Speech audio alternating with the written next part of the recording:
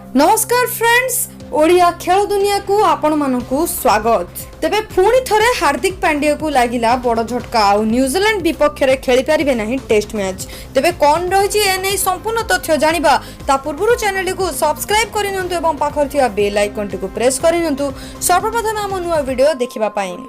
तेबे स्वास्थ्यगत कारणरू गत किछि दिन हेबो भारतीय दलरु दूर रे थिबा हार्दिक पांड्या पुणी एक झटका मिलिछि। हार्दिक पांड्या को न्यूजीलैंड विपक्ष रे खेला जिबाको थिबा सीरीज रु बाहर कर दिया जाइथिबार जणा जाइछि।